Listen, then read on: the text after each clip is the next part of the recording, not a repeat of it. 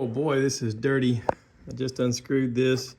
This will come right off, and then I gotta clean it. I don't wanna say it's neglect, but it's been neglected. I did get a K&N cleaner kit for this, but you can see it's definitely dirty. Let me get my water hose. All right, so I watched the video on it. It said to use a regular water hose on the inside, spray it out, spray it off. Nothing high pressure. You don't want to damage anything. But then I got some cleaner from this K&N kit. I'm gonna spray it down with this cleaner and let it sit while it soaks up the cleaner.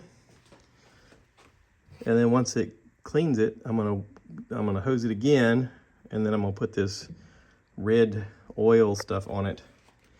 So let's get to it.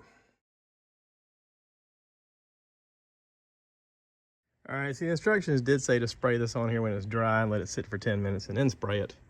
So I'm a little backwards on this, but yeah, it's not gonna take much to clean it.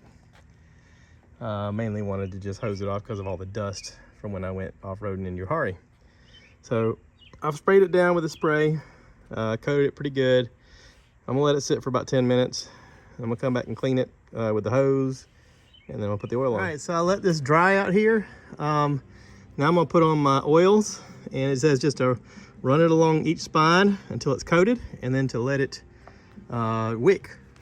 And if there's any spots that need to be touched up, you just touch them up. So I'm gonna start where this bar is and kind of go around. All right, so I coated this with that K&M red oil, and I let it really soak in.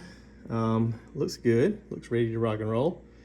And all right, I got it all plugged back up. So we're gonna call that done. Not too hard. I wanna say the kit on Amazon was around 20 bucks if I remember correctly. Anyway, it's not super expensive, and I haven't done it in over, well, about a year. Yeah, so yeah, now we're good to go for another season.